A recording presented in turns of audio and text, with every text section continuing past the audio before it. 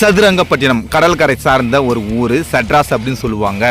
பாண்டிச்சேரியிலேருந்து 87 kilometre தூரத்திலையும், சென்னையிலேருந்து 70 kilometre தூரத்திலையும், மகாபலிபுரத்துலேருந்து just 10 kilometre தூரத்தில் தான் இந்த சதுரங்கப்பட்டினம் இருக்குது.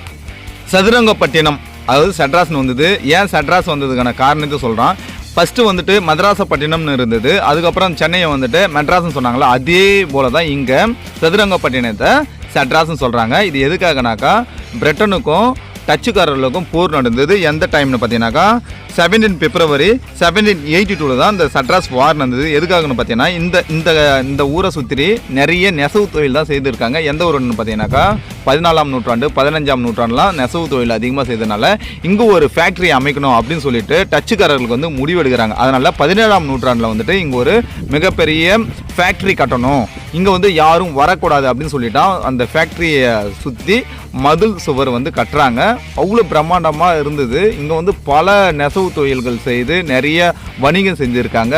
இங்கேருந்து வெளிநாடுகளுக்கு ஏற்றுமதி பண்ணியிருக்காங்க, அதே போல் அங்கேருந்து இறக்குமதி பண்ணியிருக்காங்க. அது மட்டும் இல்லாமல் இங்கே வணிகம் செய்த பொருட்கள் பார்த்தீங்கன்னாக்கா பெப்பரு, கோரல், நிறைய ஜுவல்ஸும் வந்துட்டு இறக்குமதி ஏற்றுமதி பண்ணி நிறைய வர்த்தக ரீதியான வருமானத்தை ஈட்டியிருக்காங்க.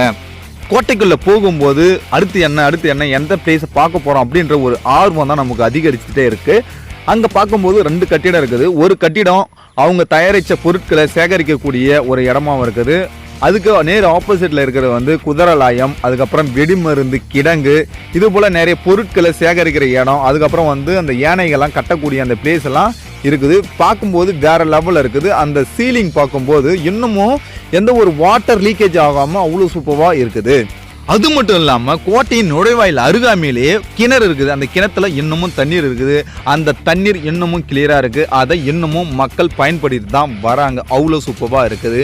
அதன் பிறகு அந்த கோட்டைக்கு போகிற வழி இருக்குது. அந்த வழியில் ஏறி நம்ம உச்சியில் பார்த்தோன்னா சதுரங்கப்பட்டினம் இருக்கிற ஏரியா ஃபுல்லாகவே, அந்த நகரத்தை ஃபுல்லாகவே நம்மளால் பார்த்து ரசிக்க முடியும். அதன் பிறகு கேட்டுக்கு அருகாமையிலே சிமெண்ட்ரி பிளேஸ் இருக்குது, அதாவது கல்லறை இருக்குது. அங்கே கிட்டத்தட்ட 19 கல்லறை இருக்குது.